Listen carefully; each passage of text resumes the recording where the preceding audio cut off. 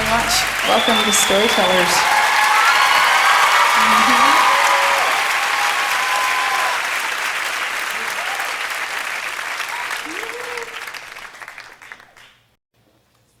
So, I was encouraged to speak a lot between songs, which is something that I rarely do, because I feel like I'm speaking so much in my songs themselves. So this will be big business for me.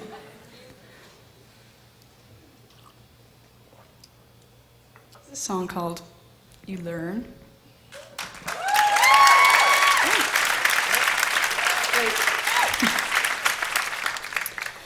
It's one of the first songs that Glenn Ballard and I wrote for Jagged Little Pill during a time that I was very insulated and had first just moved to Los Angeles and was prepared for perhaps the first time in my life to focus on things that were negative, because I was always encouraged to focus on things that were positive, and that things like confusion and depression and those kinds of things were to be hidden or repressed. And my having done that for so many years resulted in an explosion of sorts. And so writing Jagged Little Pill was that explosion.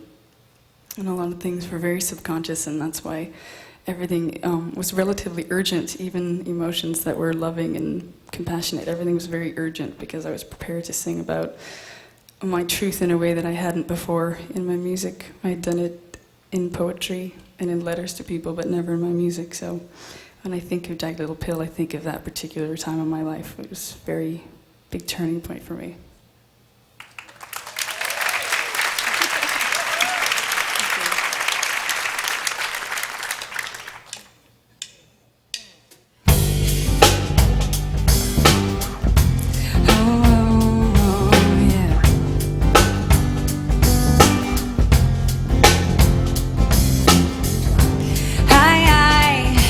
Recommend getting your heart traveled on to anyone. Yeah, oh yeah. I recommend walking around naked in your living room. Yeah, swallow it down. What a jagged little pill. It feels so good, swimming in your stomach. Wait until that I say, oh, so you learn, you learn, you learn, you learn, you cry, you learn, you lose, you learn, you bleed, you learn, you scream, you learn.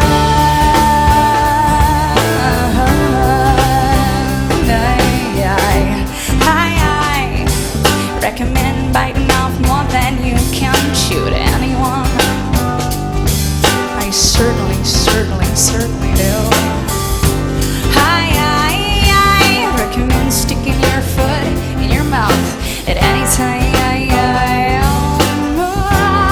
Feel free, throw it down. The caution blocks you from the wind. Hold it up to the rays.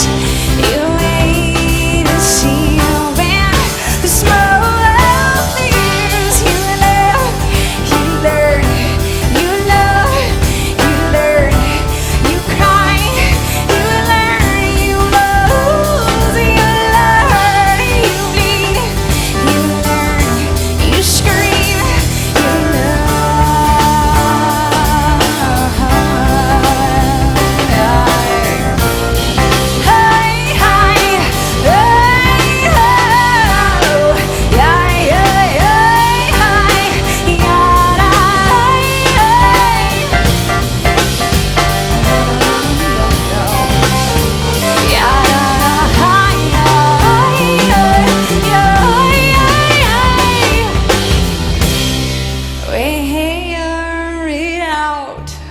The way a 3-year-old would do. Melt it down. You're gonna have to eventually anyway. The fire trucks are going up around the night, and you learn, you learn, you learn.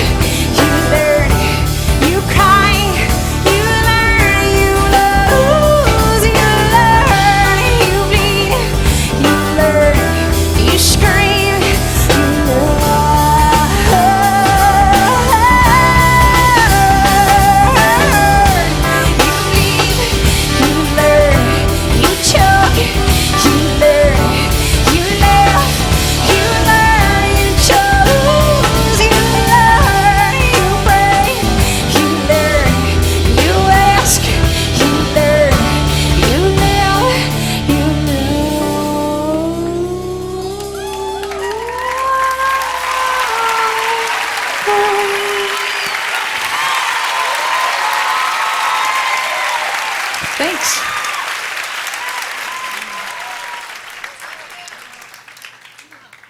This lovely woman right here. Hi. Well, I just wanted to tell you firstly, really quickly, how I was so immediately taken with you. As I was in a record store, and they had You Oughta Know, which I didn't know at the time, blasting, and I left the store, and for like 2 days, it was haunting me, and I kept singing it. I went back to the store. It's a long story, but they had to find the guy who was on duty. I waited for him to come in the next day. He went through his logbook, told me who you were, and ever since then, I've been your fan. And he said Atlantis Morrison. But what I wanted to ask you is, do you ever, when you write a song, do you write like the words and then the melody comes to you, or do you ever write the melody first and then words, or are they ever simultaneous? More often than not, they're written at the same time. The music and the lyrics are written at the same time. Every once in a while, I'll write what may be seen as a poem or a letter or something, and later I will turn that into something where I'll have one line that will start the rest of the song. But I like it best when it all comes out at the same time, because I feel as though I'm not even writing it. So I stopped for the first time in my whole life a couple of years ago, after the tour for Jagged Little Pill. And I'd always been running and grasping and searching and intellectualizing and all of those fun things. And none of them actually resulted in my finding what I thought I was supposed to find. I felt that I lived in a culture that told me that I had to consistently and constantly look outside of myself to feel this elusive bliss. And I achieved a lot of what society had told me to achieve, and I still didn't feel peaceful and motivated throughout all my life to express myself first and foremost. Always curious about fame and the joy that would ensue if you have the approval of the public. And even though I don't really think there's such thing as unanimous approval from anybody, so I realized that that was an illusion. And once I realized that that was an illusion, then I started questioning everything, and I realized that actually everything was an illusion. And it was scary for me, because everything I had believed in and lived my life according to was dissolving in front of me, and there was a death of sorts, a really beautiful one ultimately, but at first a very scary one. And so I stopped, and I thought, well, the path that I'm taking isn't quite leading to consistent bliss, so I'm going to just see if this might do something. And after having studied different religions and different cultures and different mindsets and philosophies, and still wasn't quite peaceful. So I don't think, by the way, that there's such thing as peaceful nonstop. I think that we can be fundamentally peaceful and joy, because I think that's what we innately are. And all these emotions run over top of it. We can be angry or irritable or cranky or excited and all of these things, but I really don't believe that that's what we are. I believe that those are indications of something that we can change or continue to enjoy, and we get glimpses of how beautiful we are. So I stopped for the first time, and what I was overcome with was a huge sense of compassion for myself, first and foremost, and hadn't felt that in a long time. And then naturally that translated into my feeling compassion for everyone around me, and a huge amount of gratitude that I had never felt before to this extent. And that's why I had to write this song, Thank You, because I had to express how exciting this was and how scary it was, and all of it, all of these opportunities for us to define who we are in this realm of relativity that we live in. So that's why I wrote this song.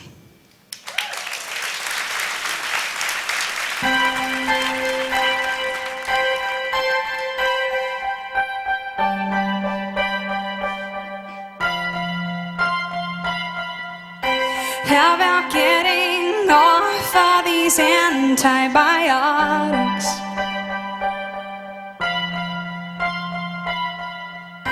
How about stopping eating when I am full of?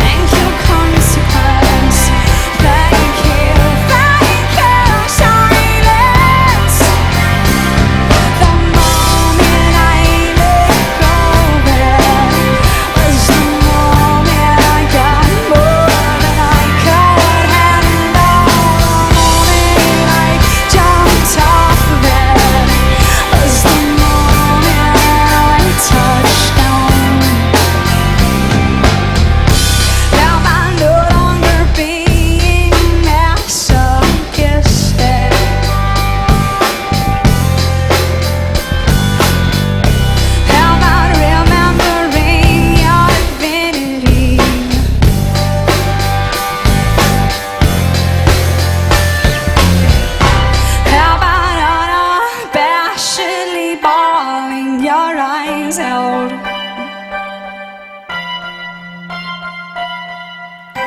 How about not equating death with stopping?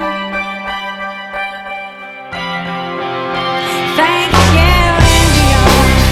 Thank you, Providence. Thank you, disillusionment. Thank you, nothingness. Thank you, clarity. Thank you, silence. Yeah.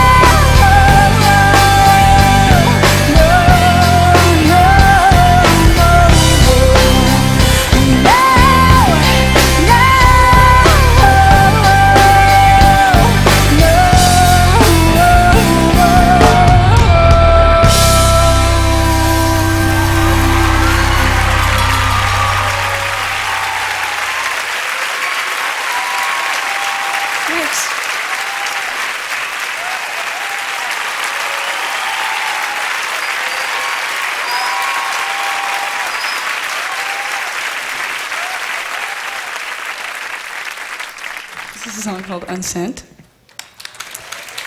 Yay! And wrote this song last summer.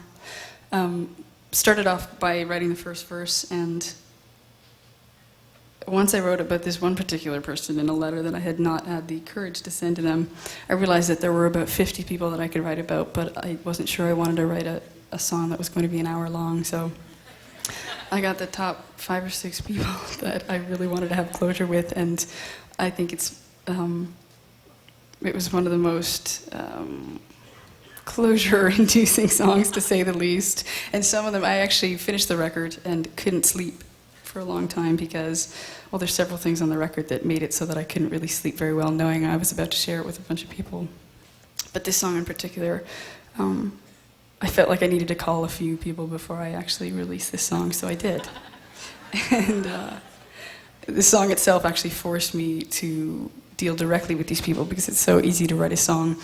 In the past, something would happen to me, and I would run somewhere and write about it and not necessarily talk directly to the person. It was very convenient. And it resulted in a lot of release, but not necessarily in a lot of closure. So this song, I thought I was going to get away with that once again. And because I couldn't sleep, I knew that my plans were foiled. So I had to actually call these people, and they were all very, very sweet about it. They appreciated the fact that I called them. And now when I sing it, I know that I can sing it with permission. And blessing, really. And it goes exactly like this.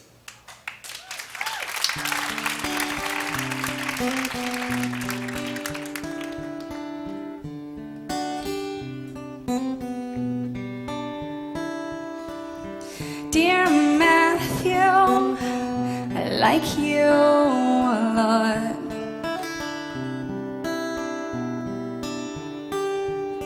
I realize you're in a relationship with someone right now, and I respect that. I'd like you to know that if you're ever single in the future and you want to come visit me in California, I would be open to spending time with you and finding out how old you were when you wrote your first song. Dear Jonathan, I liked you too much.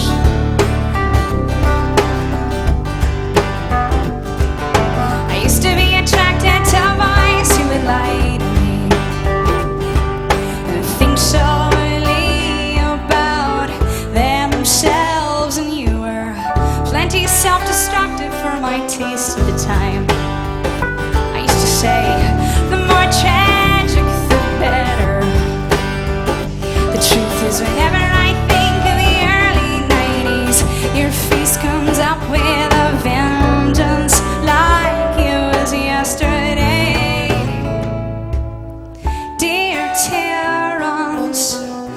love you muchly.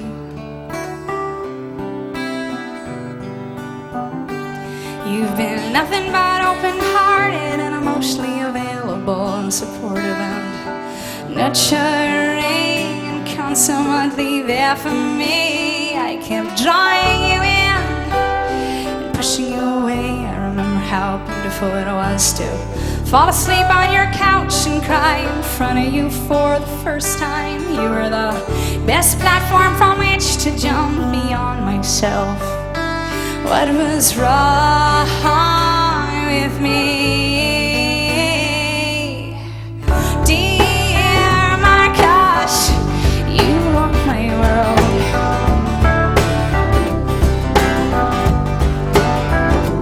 You had a charismatic way about you with the women, and you got me seriously thinking about spirituality. It wouldn't let me get away kicking my own ass, but I could never really feel relaxed and look doubtful around you though, and that stopped us from going any further than we did.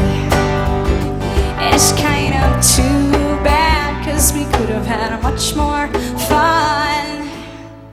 Dear Lou, we learned so much.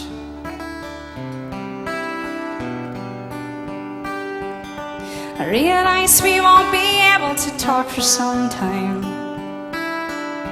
and I understand that as I do. Yeah, long distance thing was the hardest. We did as well as we could. We were together during a very tumultuous time in our lives, but I will always have your back and be curious about you, about your career, your whereabouts.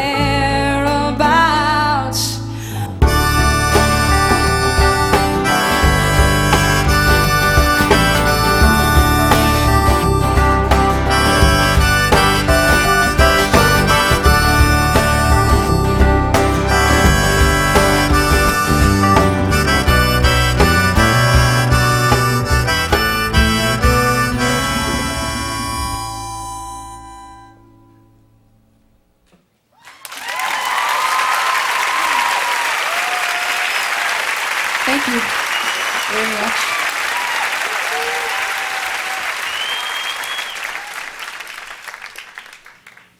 Hi. Sometimes when I listen to your songs, I think your voice and your lyrics are so beautiful that they make me cry. Has there ever been a song that was so emotionally wrenching that you found it hard to perform or even to record? Yeah, almost every one of them actually. Yeah, the new one that I wrote called Still, I was crying very hard while I was writing that one. And yeah, last tour, especially when I would sing You Oughta Know every night, it was very tough to sing that one because I didn't have any closure. So it was my just reminding myself repeatedly about this particular situation over and over again. And I was looking forward to speaking with this person at long last. And I did, eventually, after the tour was over, and it was a great conversation. Yeah, no, I mean, it actually really was. And so, yeah, You Oughta Know was definitely tough to sing. I want you to know that I am happy for you. I wish nothing but the best for you both. An older version of me, is she perverted like me? Would she go down on you in a theater?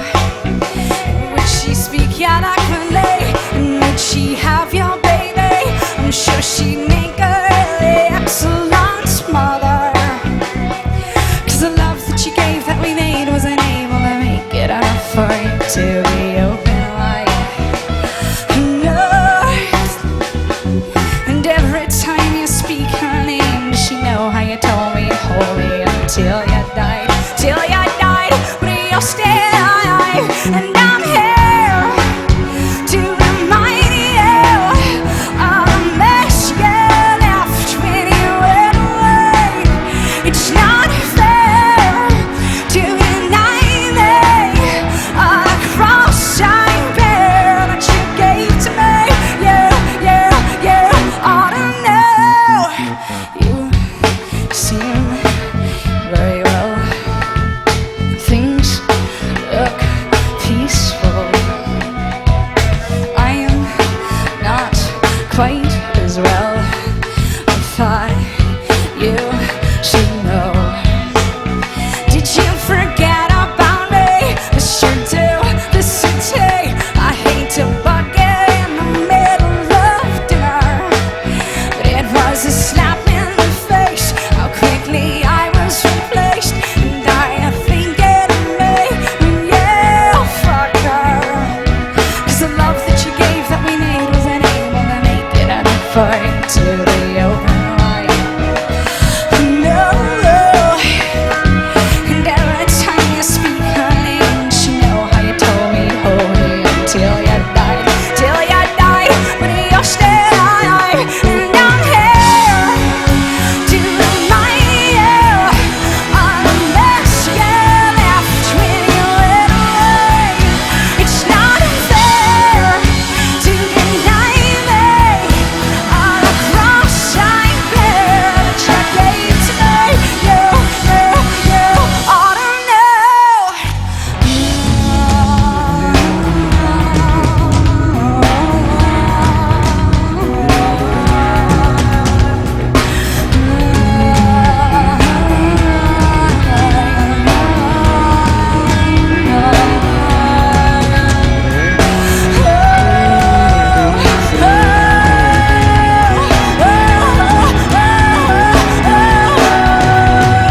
Cause the joke that you laid in the bed, that was me, and I'm not gonna fade as soon as you close your eyes.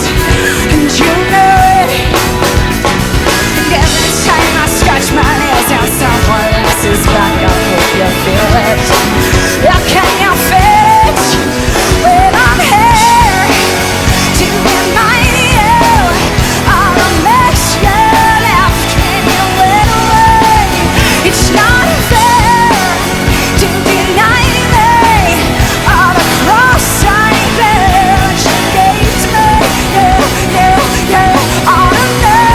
I'm here to remind you of the mess you left when you went away. It's not fair to deny me of the cross I bear that you gave to me. You ought to know.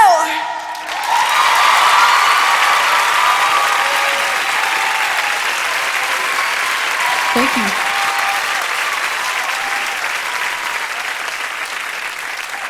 This next song I wrote in my closet. I was in my house and there were so many people in my house, and when I create something I need to be alone and I need to be silent for the most part. And at that particular time my house was full of people and I didn't want to kick them out. So I went into my closet and shut the door and just lit a candle and just sat there and wrote these lyrics. This is actually a case in which I wrote the lyrics first and then wrote the music later. And it's a song called That I Would Be Good.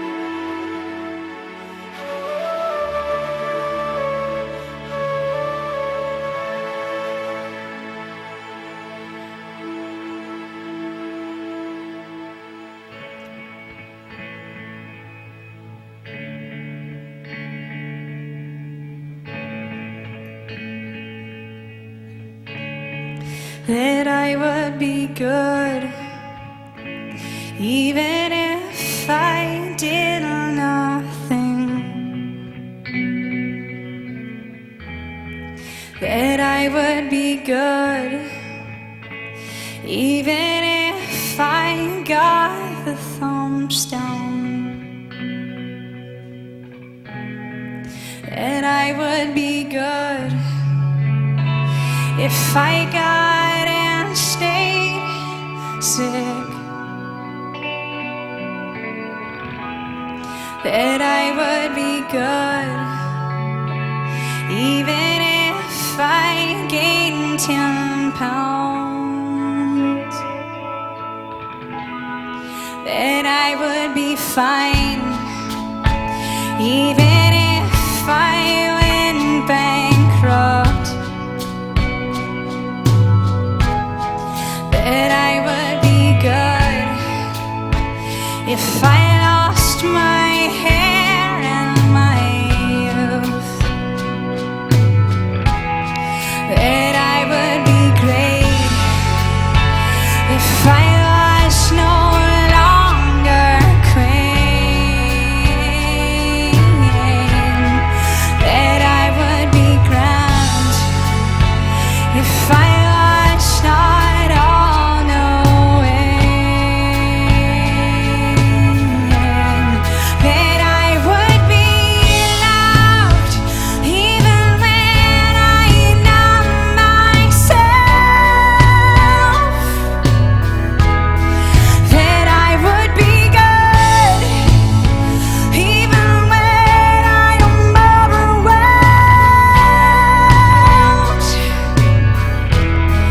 that I would be loved even if I was fuming, that I would be good even if I was crying,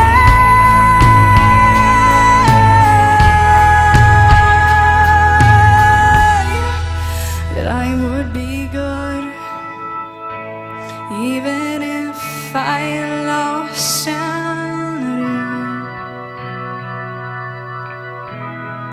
that I would be good with or without you.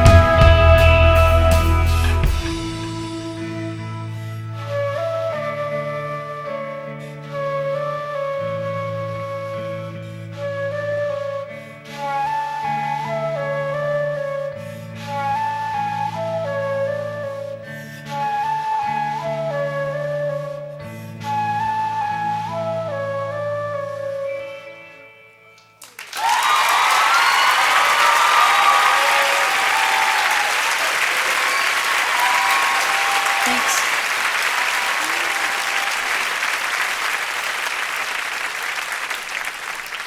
So, this is a song that I wrote a couple of weeks ago, and it was inspired by the movie called Dogma, which is going to be coming out, I think, later this year. And it's Kevin Smith's movie, and he's brilliant.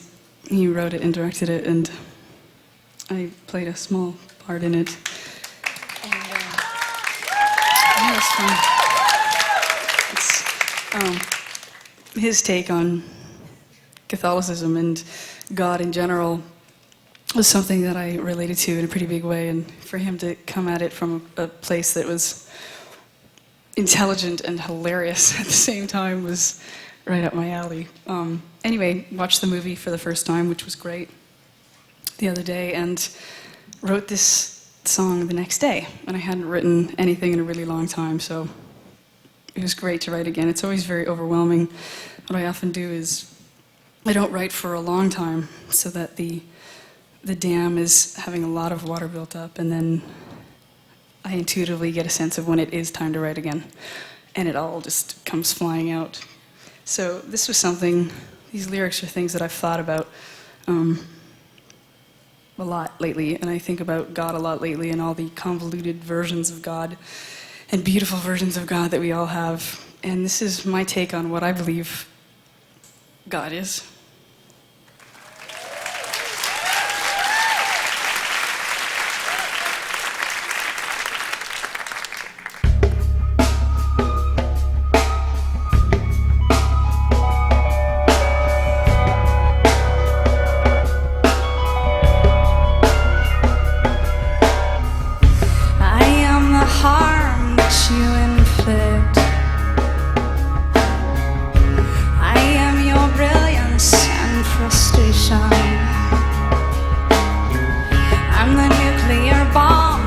There to hit.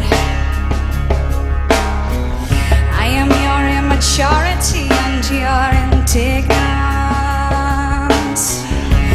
I am your misfits and your praises. I am your doubt and your conviction. I am your charity and your rape. Expectation.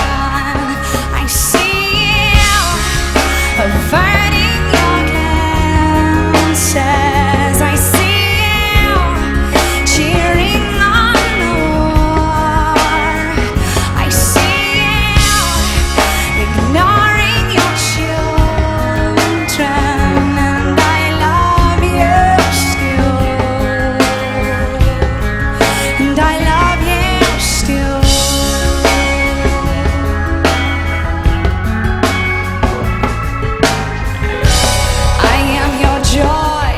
Your regret. I am your fury and your elation. I am your yearning and your sweat. I am your faithless and your religion. I see you altering history. I see abusing the land. I see you and your selective amnesia, and I love you still. And I love you still.